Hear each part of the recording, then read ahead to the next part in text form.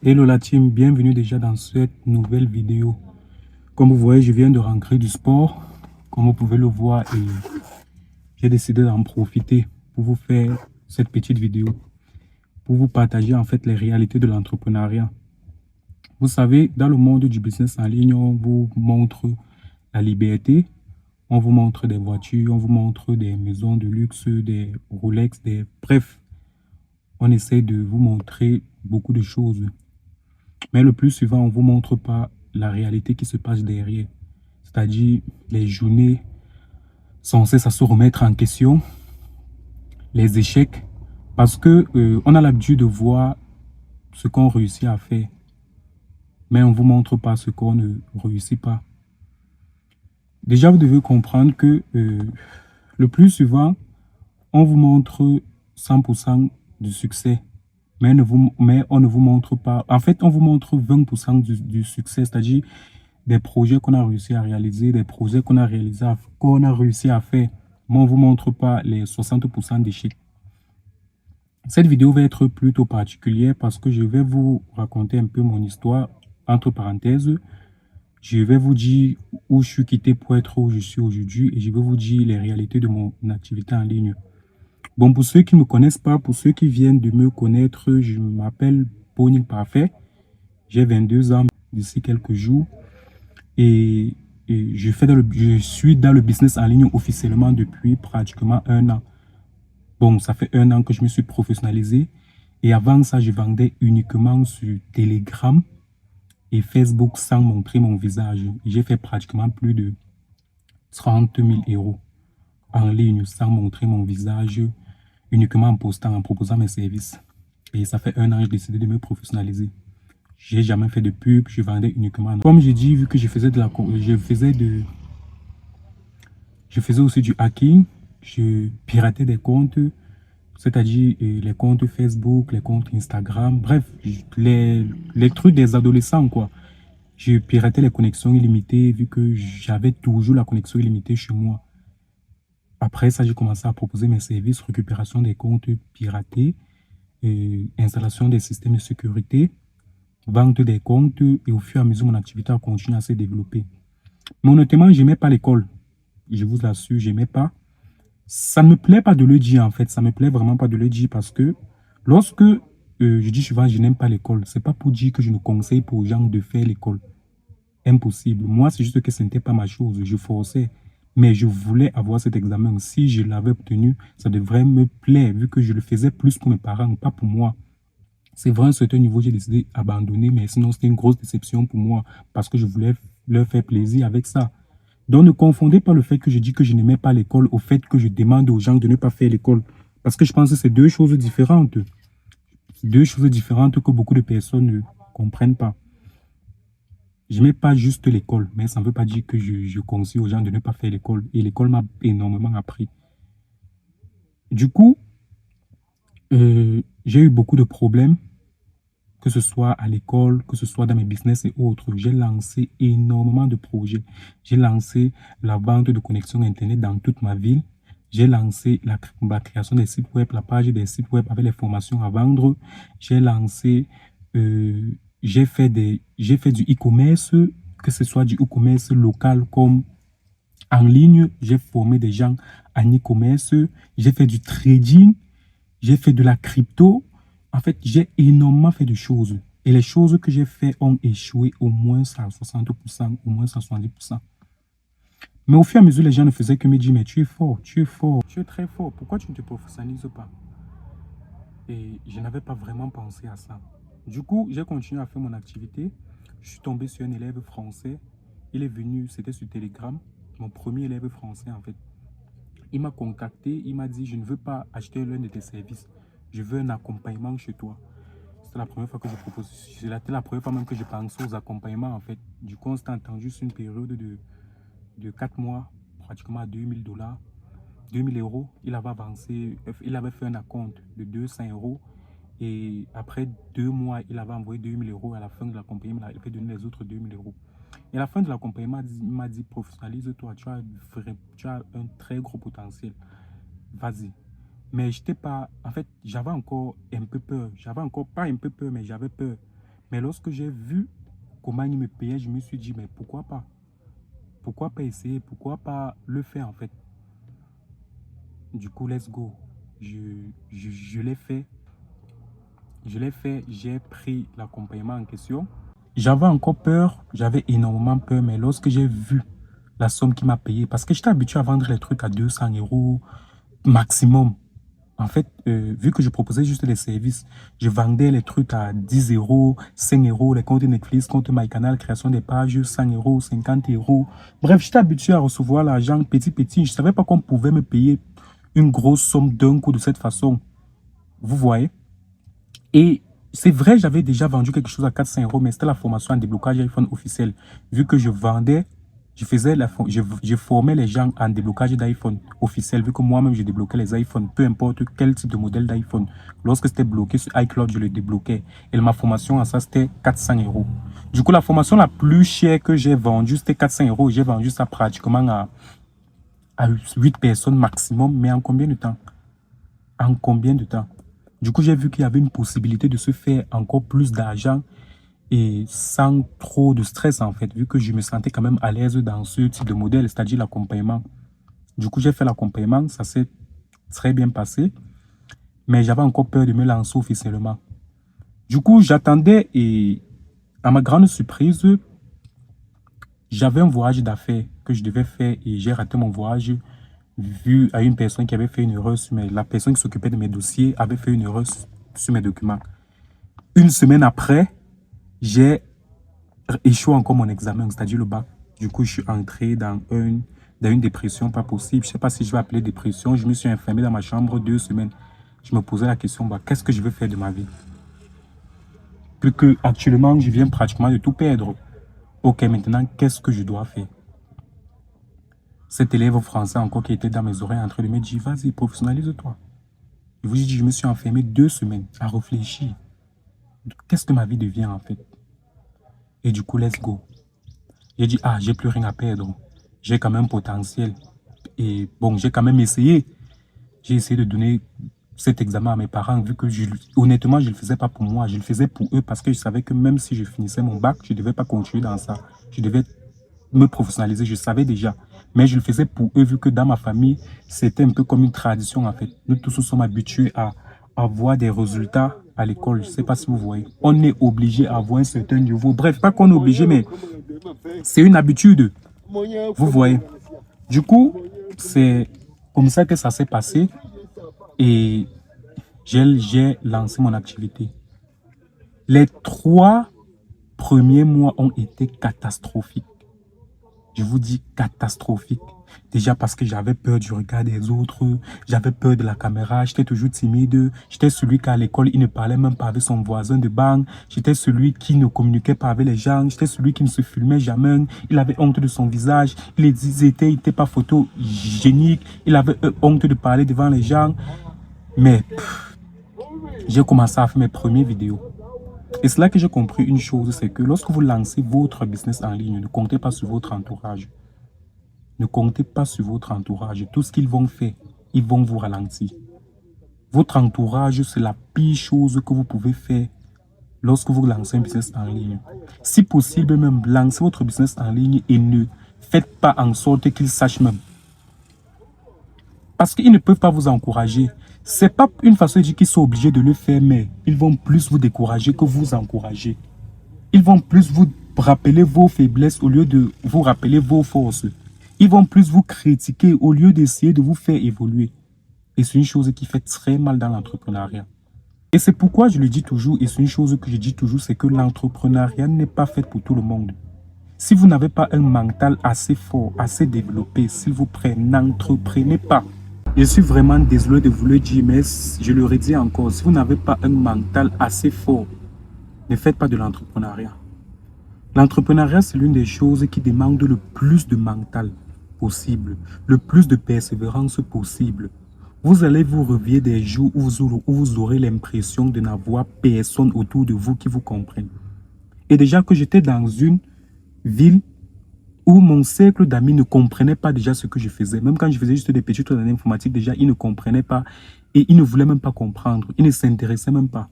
Lorsque je décide encore ancrer dans la création de contenu, c'est encore grave. C'est-à-dire mon cercle était tellement restreint. Il ne pouvait pas un jour s'imaginer que je devais faire ça. Déjà que moi-même, j'étais le plus étonné. Il ne se voyait même pas un jour le faire. Du coup, il ne comprenait même pas ce que je faisais. Ce qui fait que vous allez vous retrouver les jours où vous allez vous demander si ce que vous faites, vous devez vraiment le faire. Si ce que vous faites, c'est vraiment important pour vous de le faire. Si ce que vous faites, vous avez même raison de le faire. En fait, vous allez vous retrouver le jour où vous allez commencer à vous poser les questions. Vous allez commencer à vous remettre en question. Vous allez dire, mais qu'est-ce que je fais? Pourquoi je fais ce que je fais? Est-ce que c'est même important de faire ce que je fais? Et honnêtement, ça demande un mental trop fort et trop développé pour le faire. Si vous n'avez pas un mental assez fort, assez puissant, ne passez pas. Faites du salariat. Oui, il y a des personnes qui sont à l'aise à l'idée de sortir chaque jour et partir voir une personne qui va leur donner les ordres. Il n'y a pas de souci, il n'y a pas de mal à le faire. Comme il y a des personnes qui aiment souffrir, il y a des personnes qui aiment se remettre en question, il y a des personnes qui aiment échouer, recommencer. Du coup, mes 3 premiers mois ont été catastrophiques. Déjà, mes vidéos ne performaient pas vraiment.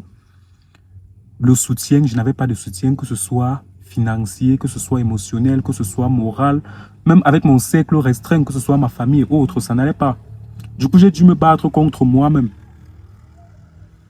Après, j'ai vu que après 3 mois, j'ai commencé à évoluer, j'ai commencé à avoir des succès, quelques demandes en DM et je ne comprenais pas pourquoi j'avais les demandes.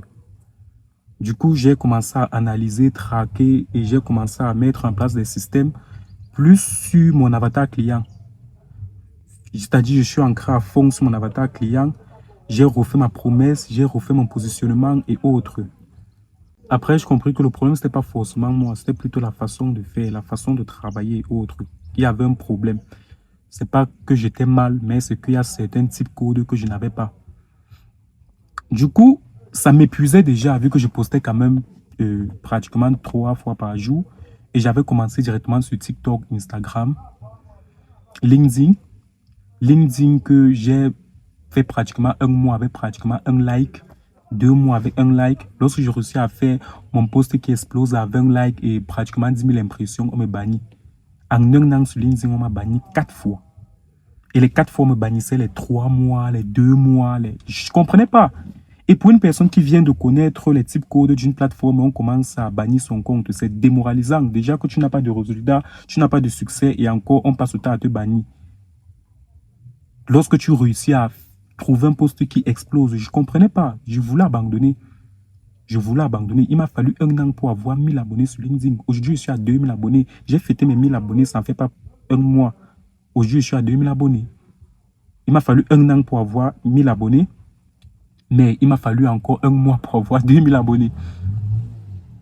Lorsque j'ai compris vraiment le code.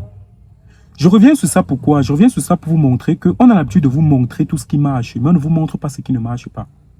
J'ai galéré sur Instagram pendant les 2 premiers mois, pendant les 4 premiers mois. Du coup, après avoir fait 3 à 4 mois de pure galère, d'échecs, de remise en question, et après avoir un peu trouvé le type code des réseaux, j'ai commencé à avoir quelques demandes, j'ai commencé à avoir des posts qui explosent un peu.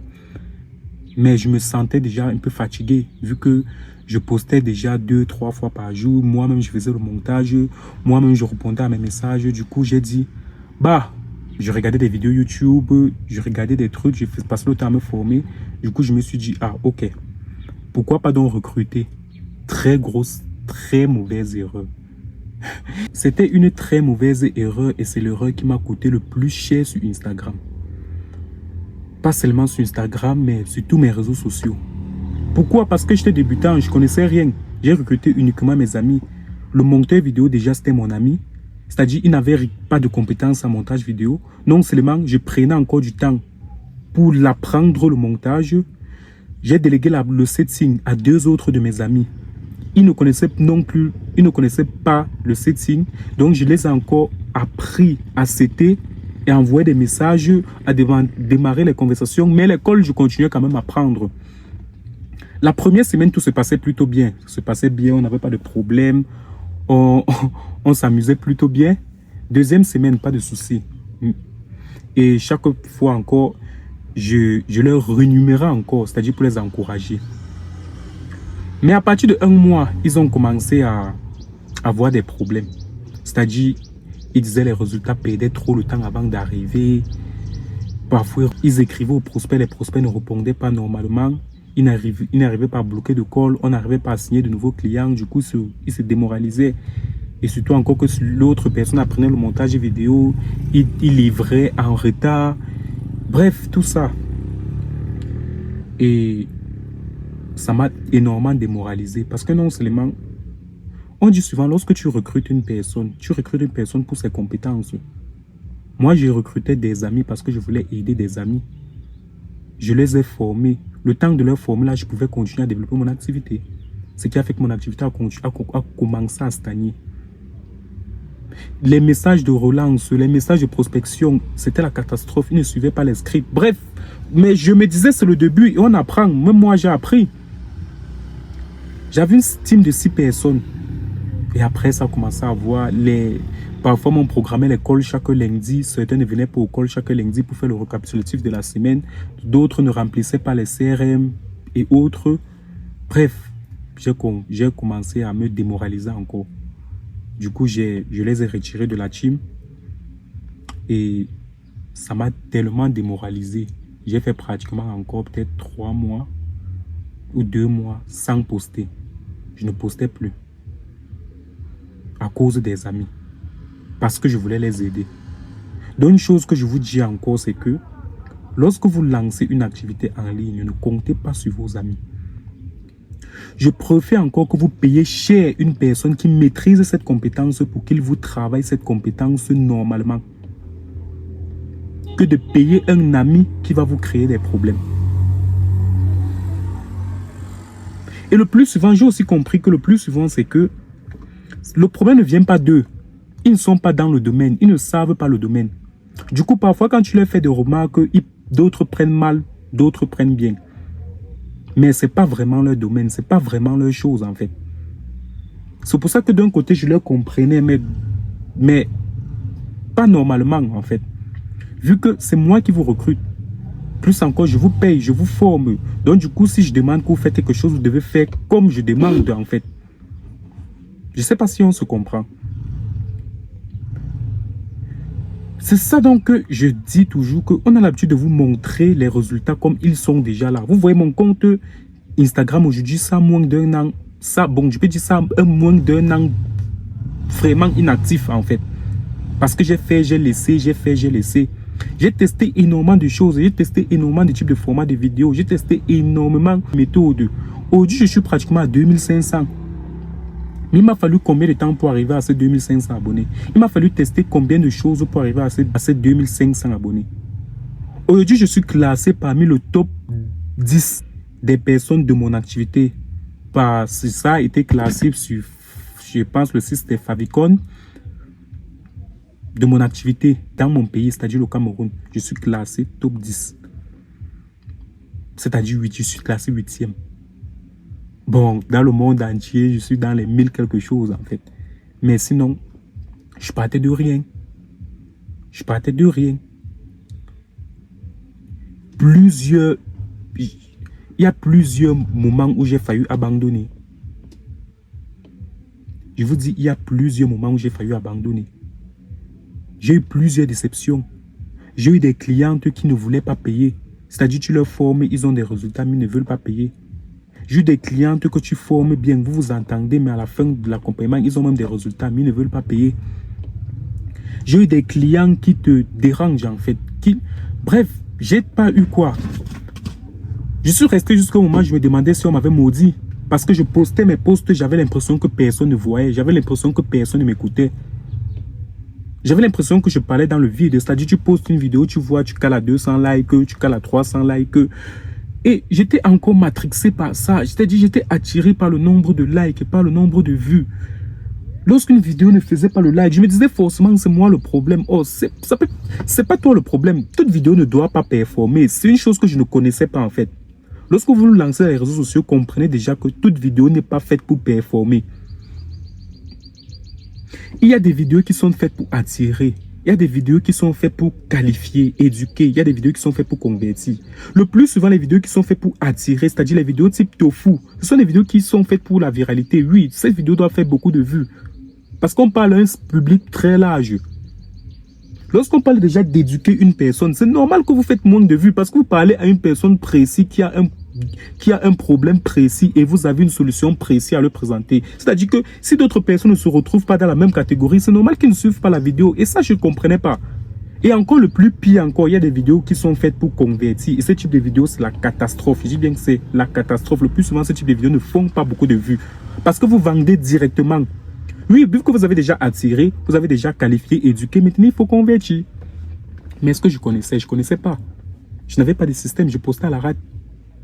Aujourd'hui, on voit certains de mon post qui a fait le plus de vues sur Instagram a pratiquement 800 000 vues. Mais après combien de temps? Et est-ce que ce post-là m'a même rapporté vraiment de clients? Le post qui m'a le plus rapporté de clients sur LinkedIn, c'est un post qui a fait 500 vues. C'est sur Instagram, c'est un post qui a fait 500 vues. Pourtant, le post qui avait fait pratiquement 800 000 vues ne m'a même pas rapporté 3 conversations en DM. Une façon de vous dire que lorsque vous lancez sur les réseaux sociaux, arrêtez de traquer les mauvais métriques. Le nombre de vues, le nombre de likes, le nombre de commentaires, ça ne compte pas. Ce qui vous importe, c'est le nombre d'heures de visionnage. Le nombre de conversations démarrées, le nombre de calls bouclés, le ratio entre le nombre de vues et le cash collecté. C'est sur ça que vous devez vous concentrer. Vous devez savoir les vidéos qui vous rapportent le plus de vues et pourquoi cette vidéo vous rapporte le plus de vues, c'est-à-dire pas dans le plus de clients. Et vous posez la question, pourquoi cette vidéo me rapporte des clients? Pourquoi cette vidéo ne me rapporte pas le client? Vous devez savoir analyser les vidéos qui performent le plus pour pouvoir le dupliquer. Mais je ne savais pas. Je ne savais pas. Je n'avais pas de système, je postais à la rate. Moi, j'ai un système précis. Lorsque je poste une vidéo, je connais l'intention qui se cache derrière cette vidéo. Mais ça m'a pris beaucoup de temps. Mais beaucoup ne sont pas prêts alors à supporter tout ça. Beaucoup préfèrent se lever le matin, partir au travail. Et c'est OK, il n'y a pas de souci. Et c'est OK, je normalise ça en fait. Il n'y a pas de souci, là c'est normal. Là c'est normal. Il y a beaucoup qui n'ont pas le courage de faire une chose encore et encore avant d'avoir des résultats. Et c'est normal, et c'est OK. Il n'y a pas de souci. Désolé déjà pour ma caméra qui bouge un peu, elle n'est pas très bien stabilisée. Comme je le dis, c'est OK. C'est OK. Vous devez normaliser le fait qu'il y a des personnes qui ne sont pas prêtes à supporter ça. Il y a des personnes qui ne sont pas prêtes à échouer 20 fois avant de réussir la 21e fois. Il y a des personnes qui ne sont même pas prêtes à échouer 5 fois avant de réussir la 6e fois. Mais il y a des personnes qui sont prêtes à échouer même 100 fois. Et moi, j'étais de ce type de personnes. J'ai énormément testé de formats. Vous pouvez regarder, vous pouvez revenir dans mes premières vidéos. Déjà même que je n'étais pas à l'aise. J'ai testé énormément d'accroches. J'ai essayé même de copier les concurrents. J'ai essayé même de m'inspirer. J'ai pratiquement tout fait. Mais aussi, j'ai payé des formations. Hein. J'ai payé des formations. C'est une chose que je n'ai pas dit depuis le début, mais j'ai payé des formations. C'est-à-dire sur Telegram, quand je faisais des ventes, je me formais aussi. Je payais des formations, mais c'était plus ces formations, on t'envoie les vidéos, on t'envoie les PDF, tu essayes de lire. Mais je payais des formations.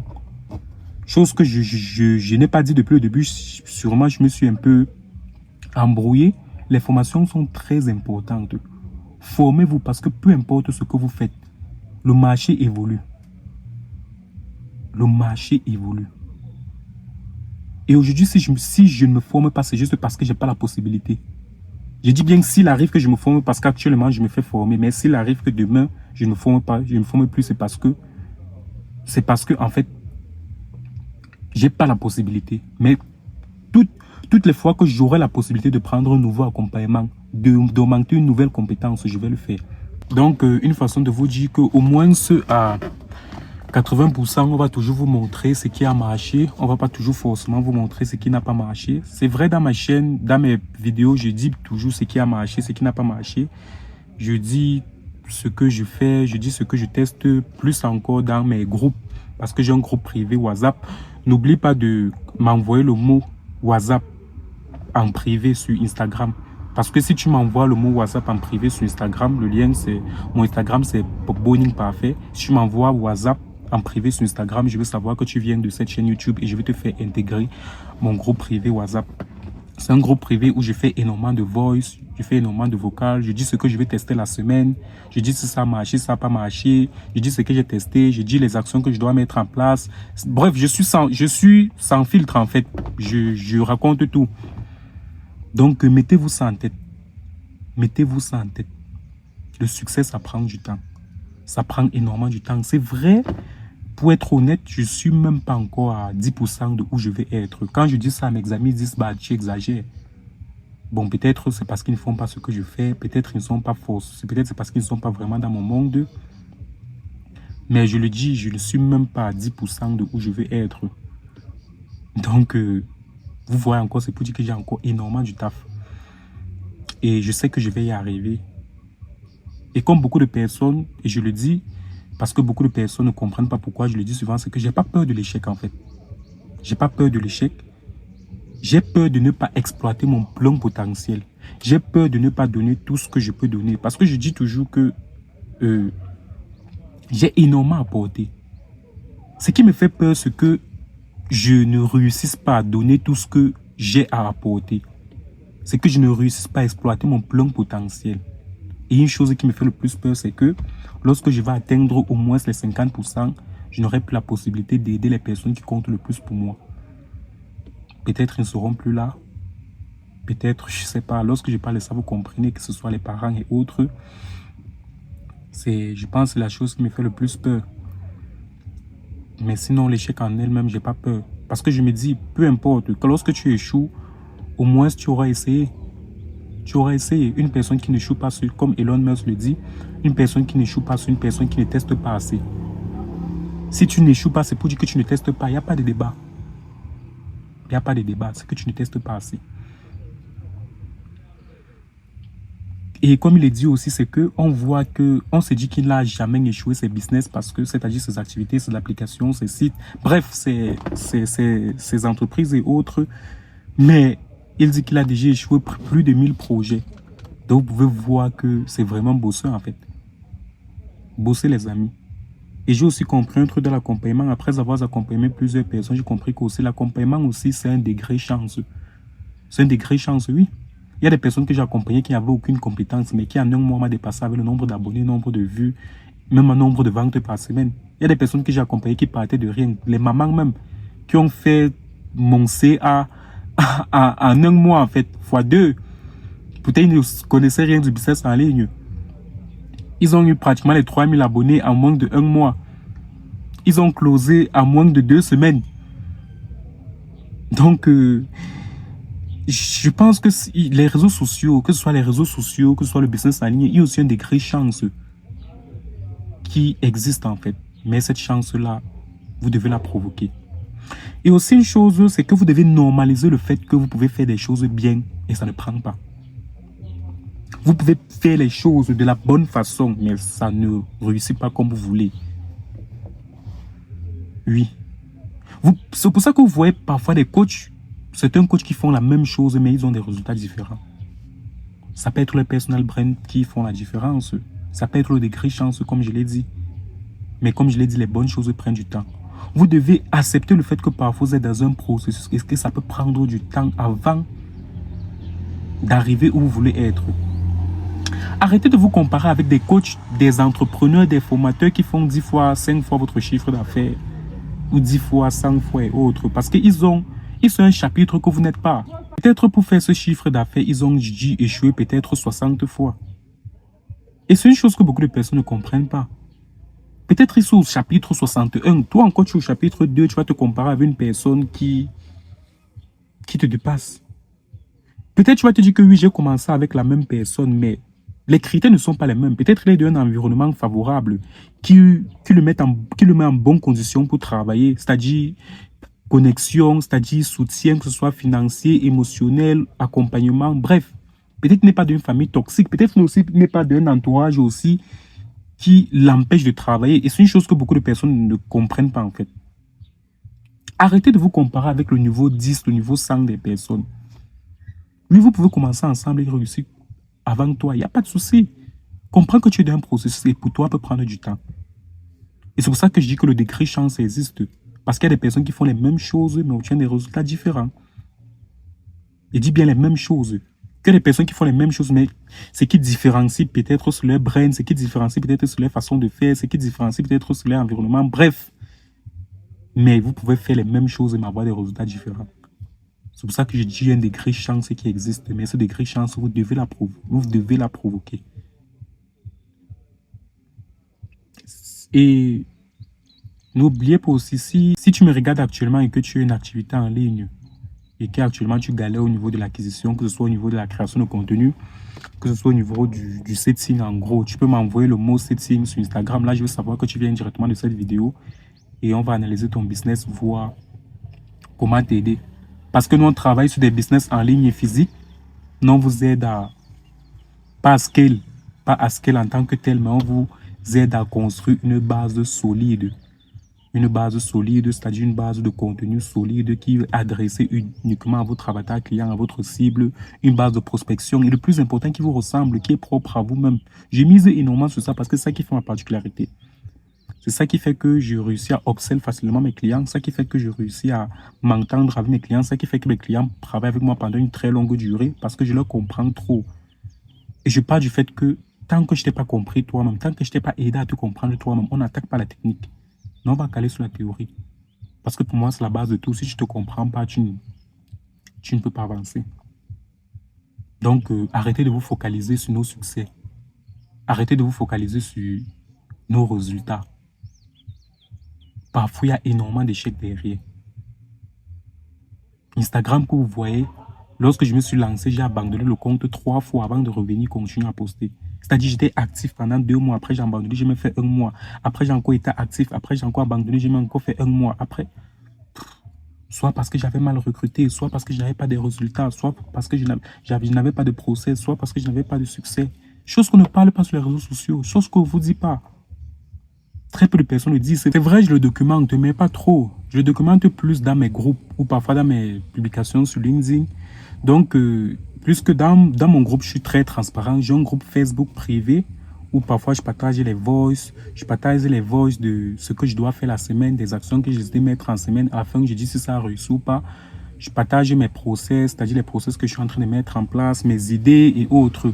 Donc, si actuellement tu aimerais rejoindre mon groupe, envoie-moi le mot groupe sur WhatsApp, sur Instagram en fait. Sur Instagram, envoie-moi le mot groupe.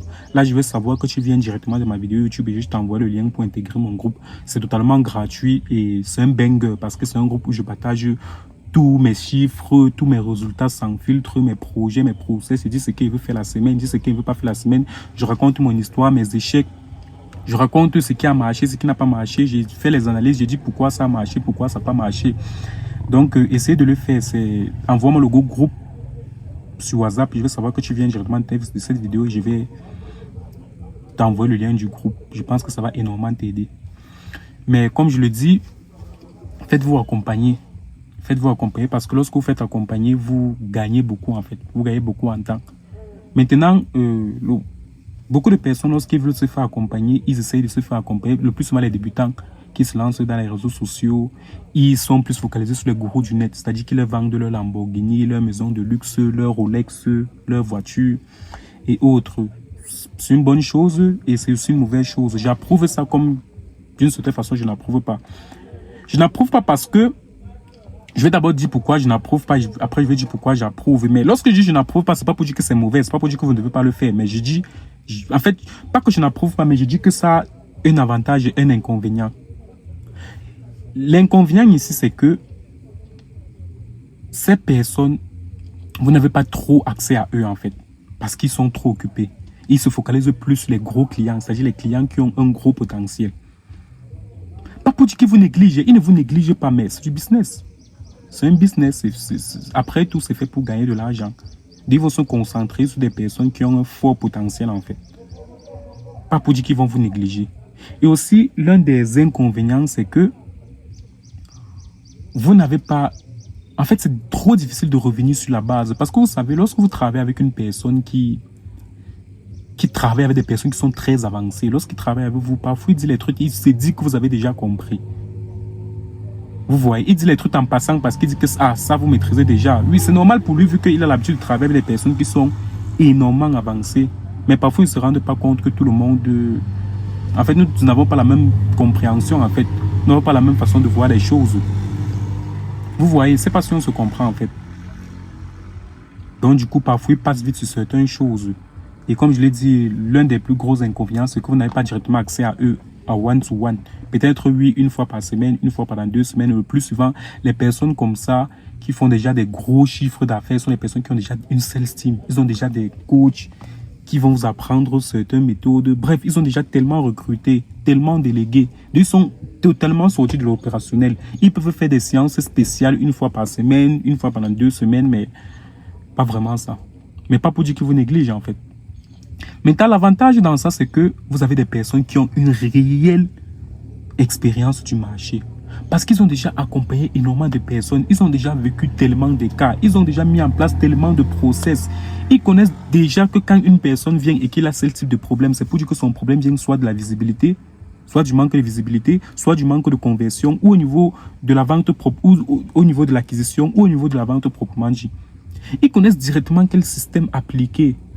Parce qu'ils ont déjà rencontré énormément de personnes. Ils ont déjà rencontré tellement de cas. Du coup, c'est facile pour eux de détecter. Maintenant aussi, l'avantage aussi, c'est que vous avez parfois accès à leur réseau parce qu'ils ont un réseau tellement puissant. Parfois, si vous faites former par eux, ils peuvent parfois vous recruter pour que vous coachiez pour eux. Parfois, ils peuvent vous proposer à certains coachs pour travailler pour eux. Bref, ils ont un réseau qui vous permet d'apprendre à la vitesse. Bref, ils organisent parfois les masterminds en privé. Ils organisent énormément de choses. Et parfois, ce truc, ça fait énormément la différence. Et oui.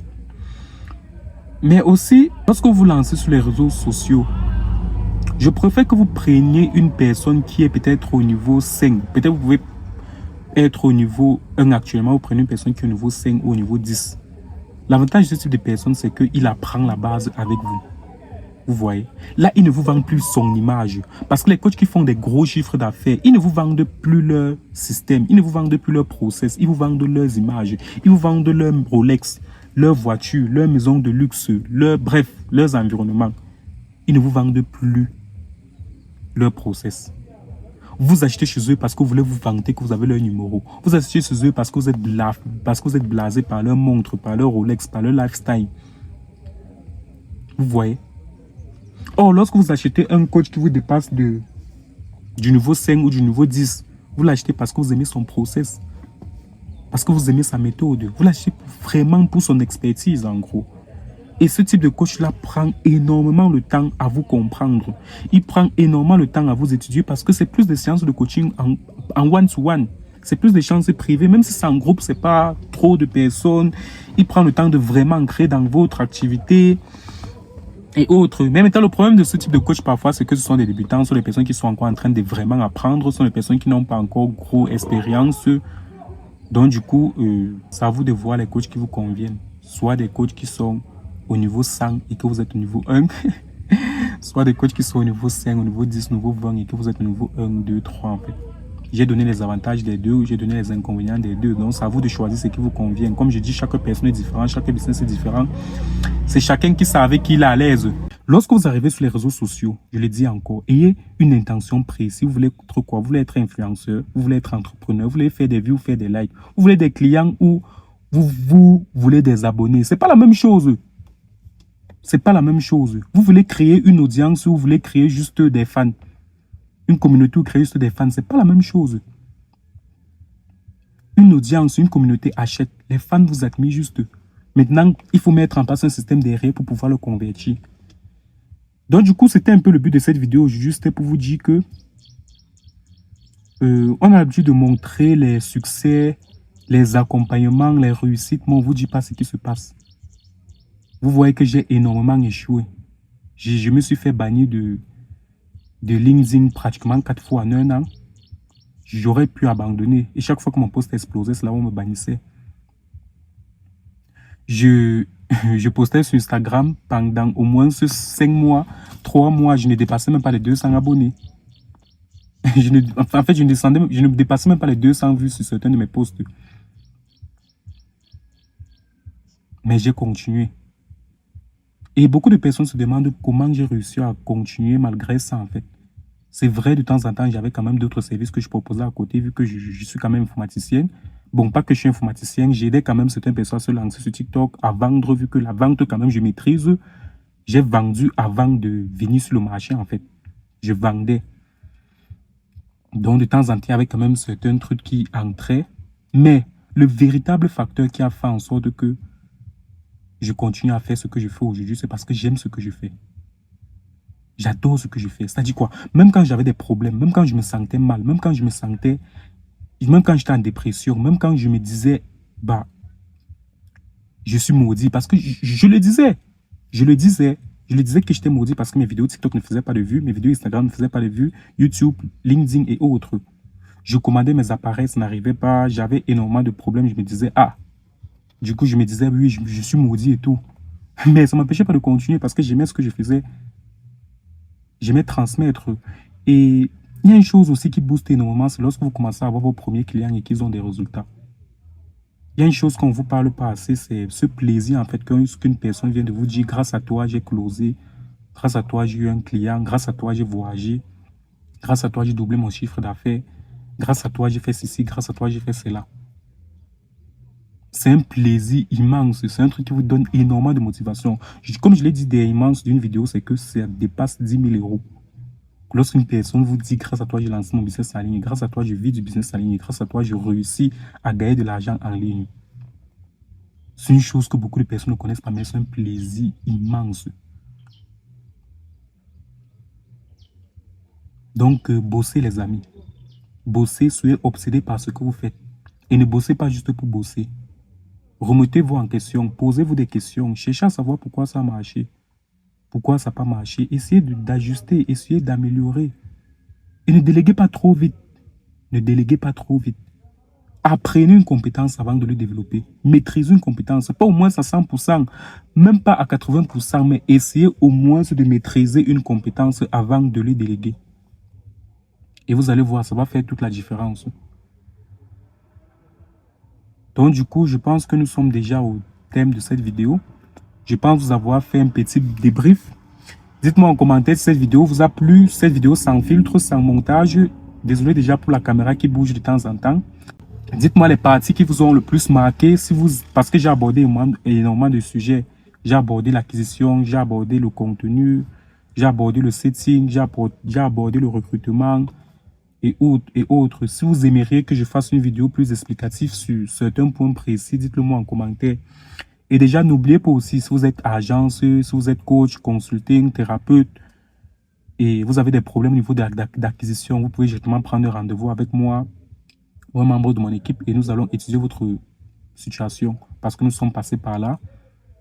Aujourd'hui, on boucle minimum 30 appels par mois, et 90% de nos abonnés, 90% de nos prospects viennent en DM. 90%, oui, c'est total. En fait, ça ne fait pas 2 semaines que je commence à implémenter vraiment le setting dans mon activité, vu que, c'est-à-dire la prospection, j'ai implémenté ça le plus souvent dans le compte de mes clients, mais pas pour moi.